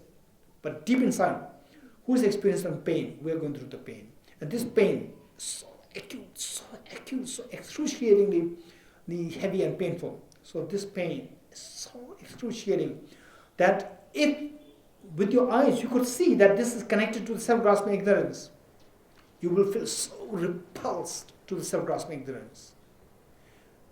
Say, the dogs, for example, the animals, the dogs, if say you try to give some food to the dogs, and if the dog comes to know that there's an ulterior motive,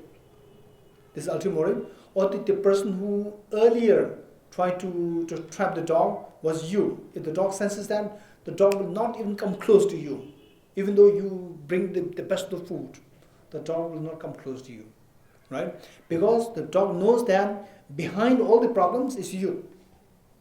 Likewise, if we come to know that self-grasping ignorance is behind all the pains that we go through, then we feel so averse to the self-grasping ignorance.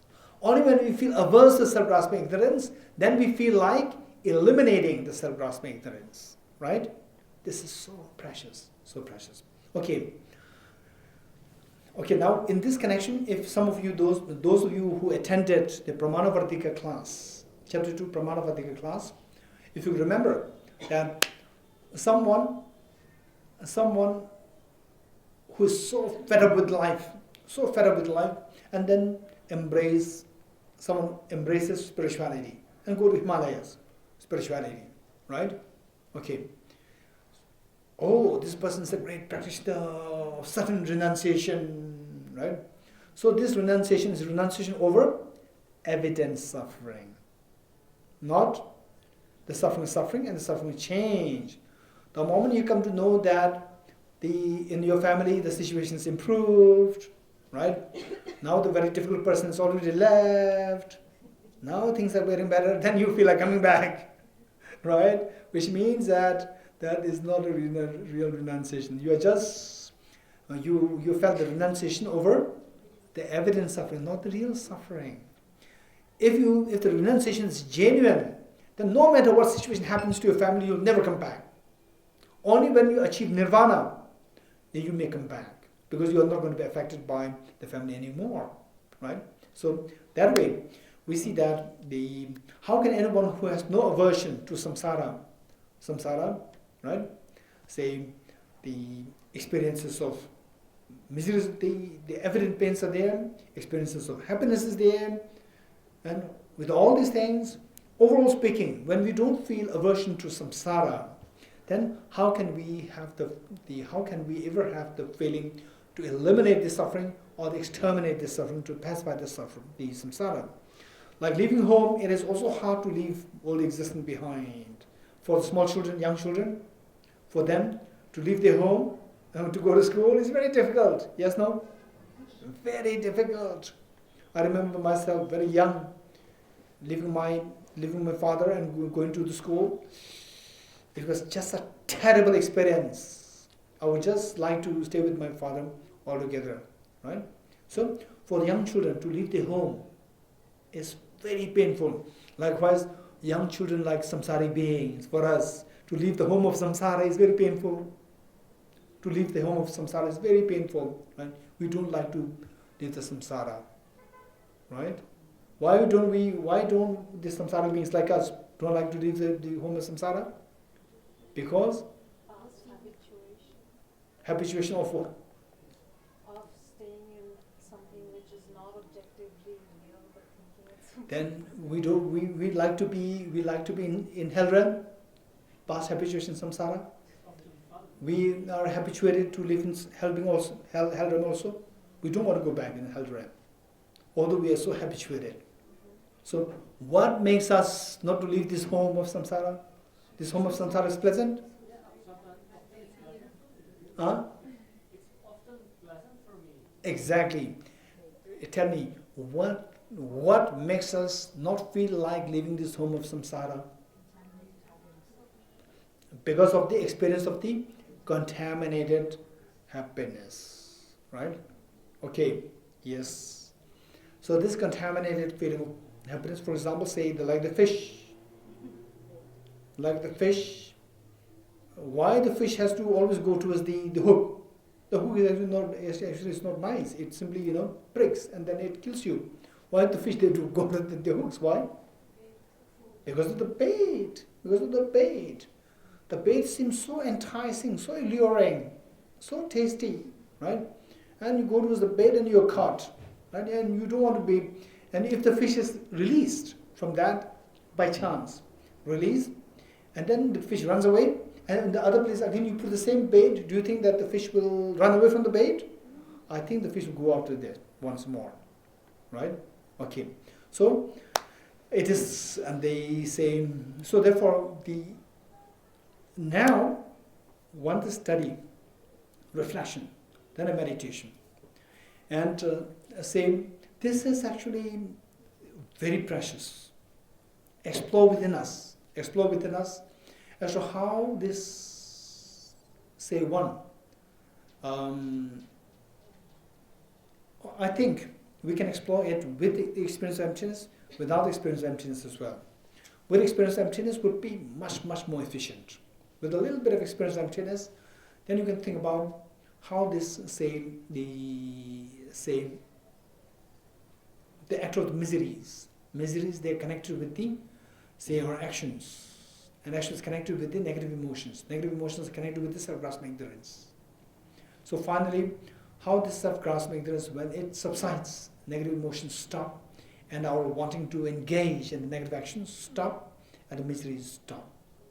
Okay, just explore these things, and then see how true that is in my case. Then how the self-grasping ignorance, it triggers the rest of the negative emotions. The negative emotions, how they trigger the intention to act physically, verbally, and mentally. How? And these trap me in samsara. And then, as long as you're in samsara, sickness, aging, okay. Same, sickness, not sure. Sickness is only within the bound of the desire realm. Aging is with everyone in samsara. And death, everyone, everywhere. Nobody likes it. Right? Nobody likes it. And yet we are in this state where all these are there: sickness, aging, death, losing near and dear ones, and always under the sway of the self-grasping ignorance, involuntarily being projected, being propelled, being thrown, involuntarily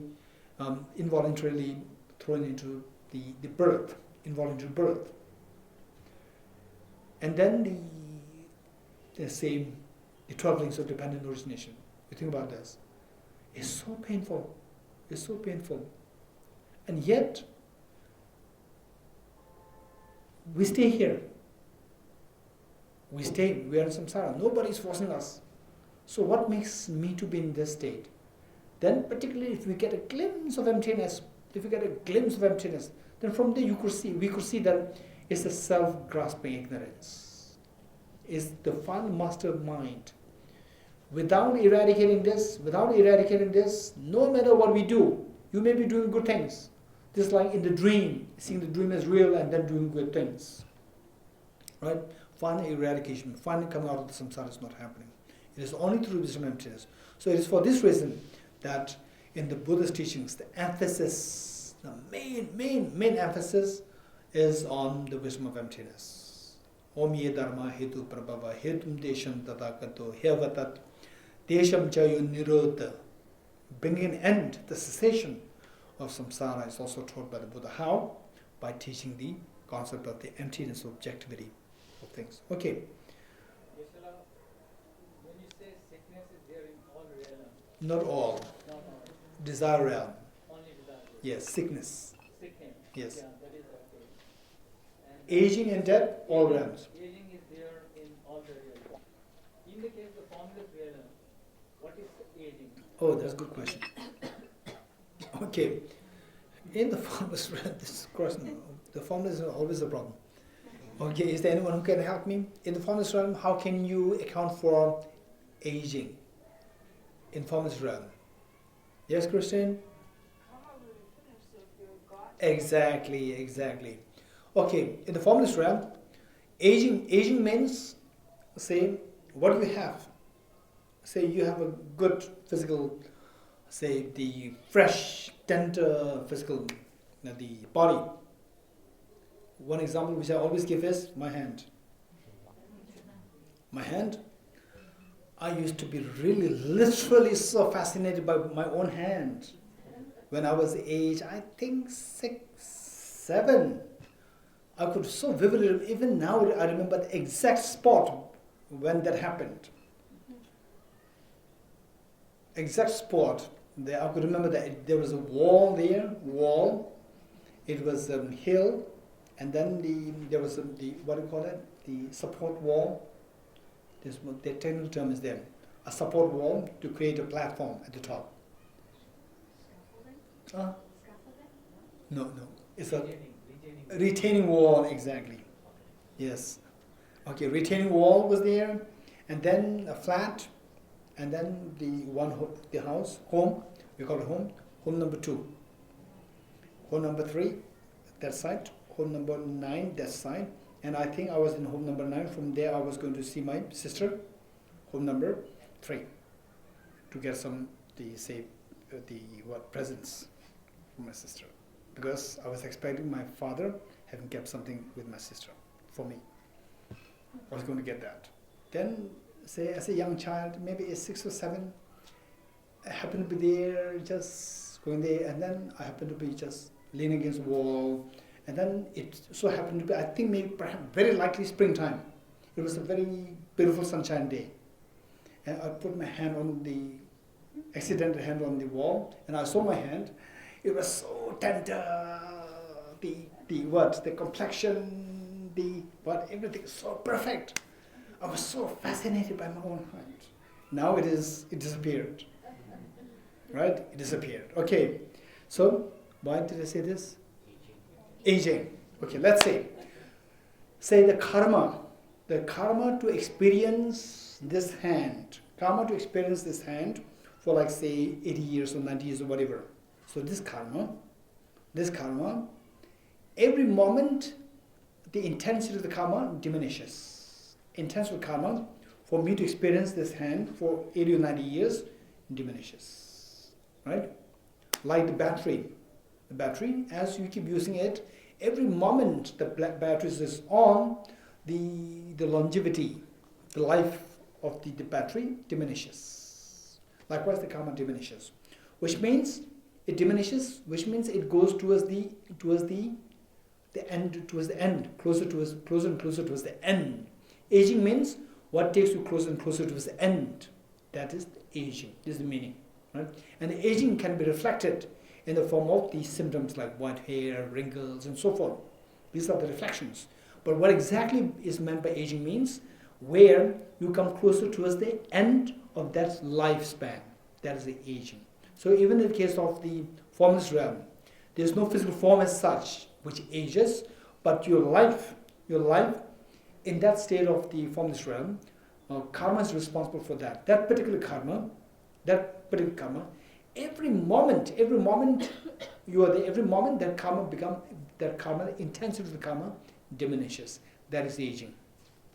Okay, I think. In the case of yes, I can understand that it is when we are saying aging, it is really exhaustion of the karma, almost coming to an end. Let's say the form. Yeah. Aging means aging of that form, of that particular form, which comes to closer towards the end of that by virtue of diminishing the karma which is responsible. That is the aging, not the karma per se. It is the physical. If you speak about the aging of my body, so it is this body coming closer towards the end of this lifespan by virtue of the constant exhaustion of the karma responsible for propelling this body. But that end doesn't necessarily mean that it's going to be negative. That's also a good idea. Aging is in a negative context. Yeah, aging is negative. Is in a negative context. And say, for example, say human birth, formless, they are all very positive. They are wholesome. Because they are wholesome, nobody wants to lose that. If you lose that, it becomes negative. If you have it, it's positive. If you lose that, it becomes negative. So from that point of view, losing the life of a formless realm, losing a life, that becomes negative. So aging is nothing but a form of losing the life. Yeah, that is negative. Okay, we'll do one stanza, then we'll stop here.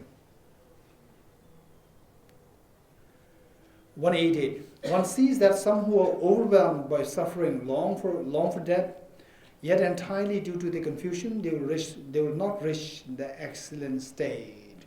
Okay. So this is pertaining to.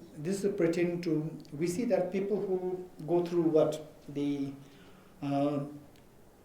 undergoes suicide. Suicide. There are two things.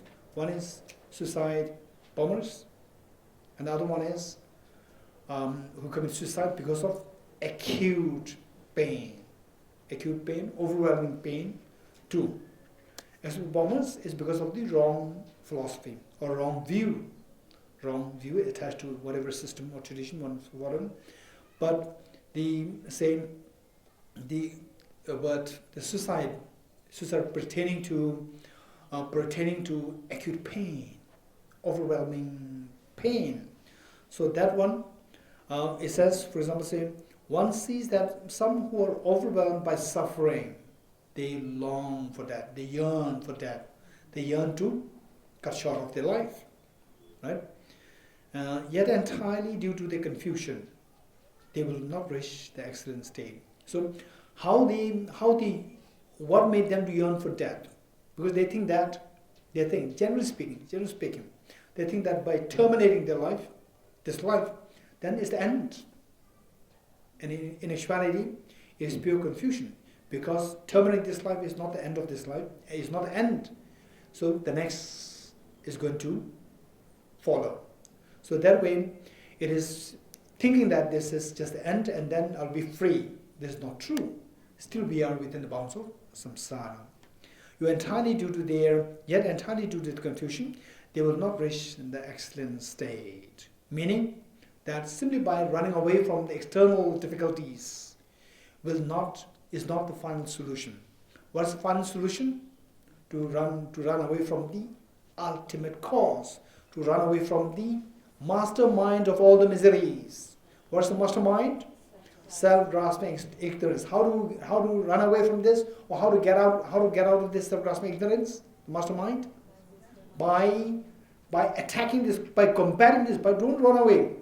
Don't run away. Combat with the self-grasping ignorance. How to combat with this? By introducing the counterforce. What is the counterforce? The wisdom of emptiness. So the wisdom of emptiness is so precious, must be resorted to, however difficult it is. The good thing is that it's a matter of practice. Study, reflect, and meditate. Initially, emphasize on studies. Meanwhile, don't miss reflection. And meditation will come eventually. And then as the study becomes quite complete, then focus more on the reflection while not compromising on the studies. Then with this reflection, once you get a glimpse of the experience of emptiness, then you focus more on the meditation. Okay, this is how we can exterminate the self-grasping ignorance, and because of which all the other, the extension of the self-grasping ignorance, the offshoots of self-grasping ignorance in the form of attachment, anger, jealousy, all these negative emotions can be brought to an end. By bringing these to an end, all these contaminant karmas will stop. With this, stopping the contaminant karmas, all the miseries will come to an end. So this is the only way. And now a question arises. Oftentimes, there are people coming with a question. Very recently, for example, say some of my friends, with the human euthanasia, right? So there is a more serious matter. Serious matter meaning that we cannot actually, in many of the countries, it is illegal to go for euthanasia. It's not permissible, and in some countries it may be permissible, but it's not advisable. So that is keeping that aside. But with the animals, every way is permissible. Every way is permissible. So what I like to suggest is that never go for that. what I like to suggest is never go for that. Never go for, even with your pet animals.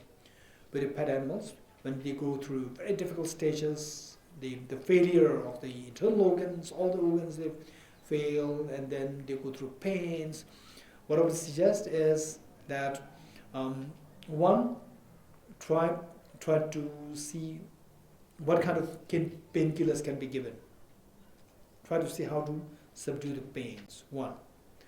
Then number two, in any ways, if all the organs are failing, which means that the dog or the pet animal is going to die, but let him or her have a natural death. Natural death. And what I would tell you is, just I'll share with you what we did once, and then how that proved to be so beneficial, and we can then emulate what that person did. I received one email from a friend, say maybe like 7-8 years ago, saying that I think my pet dog, now the internal all the organs are failing, and now the doctors they advise to put the dog to sleep.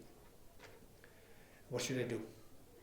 And the person said, I don't want to do it. One, I feel so connected, attached to the pet for all these years. One, but also I see the pain. I see pain there, and in any ways the dog will go. So I'm in dilemma what I do. Then I said that don't do that. Don't do that. You can do one thing. You can do one thing. Coming back from your work, every day coming back from your work, every morning, give him, you caress him with love, affection. Pat him.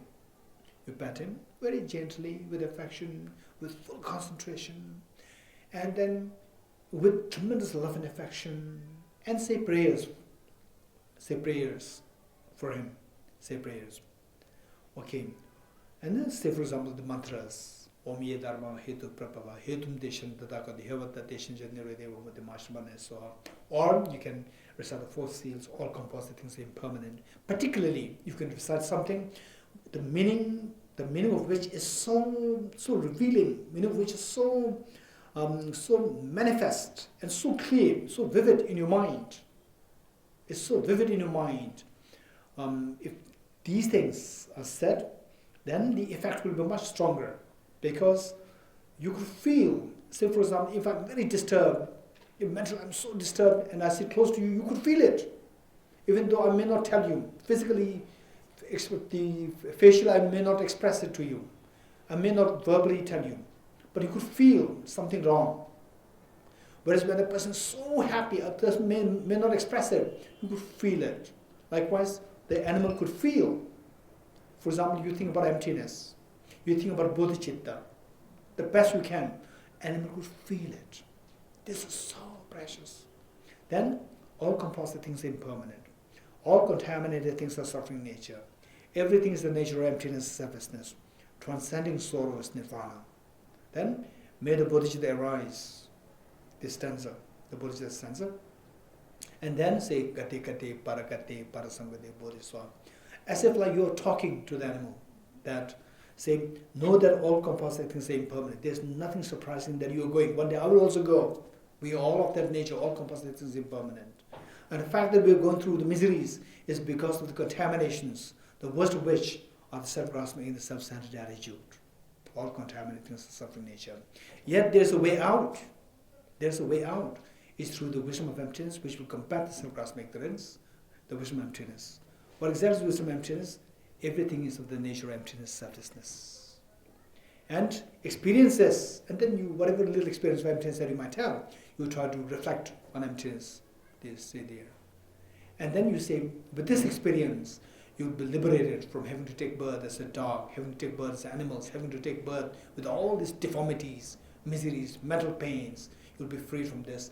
This is transcending sorrow, which is absolute peace.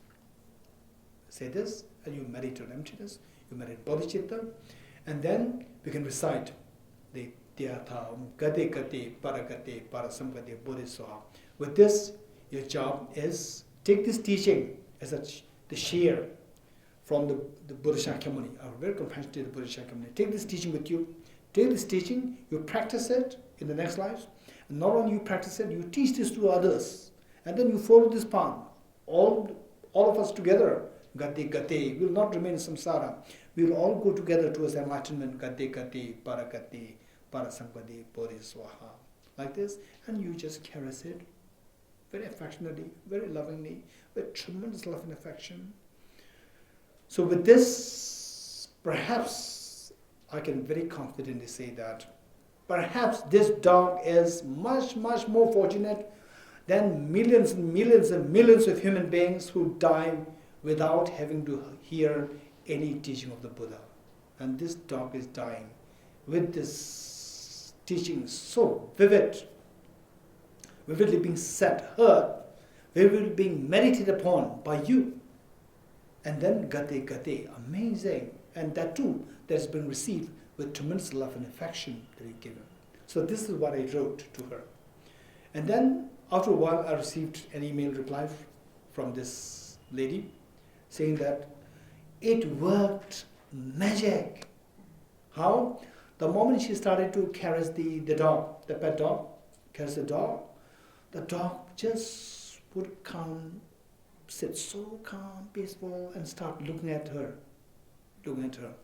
And then when she started to recite mantra, she started to say these 4 lines, all composite things are impermanent, all contaminant things are of nature.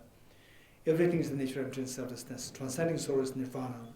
When she recited this, he was just showing such an expression as though like, I'm following you, what he was saying. Amazing. So this is what practically, and had it been the case that he or she was put down with this injection, then he or she is deprived of that opportunity of the dharma. Right? Whereas you take that as a great opportunity, because at that point the animal feels the greatest love, because the animal is so vulnerable, the other side is so vulnerable, and you are there to give love and affection. That is the point where the animal receives the maximum of what you have to share with the animal. And then it was very successful. So that way, animal died, and to be very honest, that animal is 1,000 million times more fortunate than many millions of the human beings on this earth who were born in this earth without having heard any dharma, without having heard the 4 seals of the Buddha's teachings. And then, along with this, then you slowly die without having heard this teaching of the Buddha. So, as compared to them, this dog is so fortunate. So likewise, so for all of us, should we ever come across such a situation for ourselves and with your friends or with your people around, if this is the suggestion or the advice that you can give, that would be greatly, greatly meaningful. Okay, we'll stop here. End the education prayer.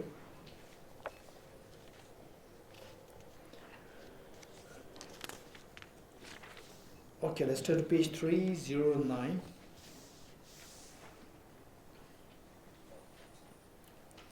With a wish to free all beings, I shall always go for refuge to the Buddha, Dharma and the Sangha until I reach full enlightenment. Inspired by wisdom and compassion, today in the Buddha's presence, I generate the mind of full awakening for the benefit of all sentient beings. I go for refuge to the triple gem. I confess the negativities individually. I rejoice in the virtues of all the beings. I hold the precious Buddha in my heart. As long as space remains, as long as sentient beings remain, until then may I too remain to dispel the miseries of the world. The path of union of emptiness and compassion is loosely explained by the protector of the Dharma and the beings of the snowland. You are the lotus holder Tenzin Gyatso. We supplicate you that your wishes are fulfilled spontaneously. May the operations of evil thoughts and deeds of the negative forces of humans or non-humans who herb or manage through perverted prayers against the teachings of the Buddhas be totally vanquished through the power of the truth of the rituals. Throughout my future lifetimes, may all be guided by Adam and Jishri and be able to uphold the Dharma in general and the teachings on dependent origination in particular, even in the course of my life.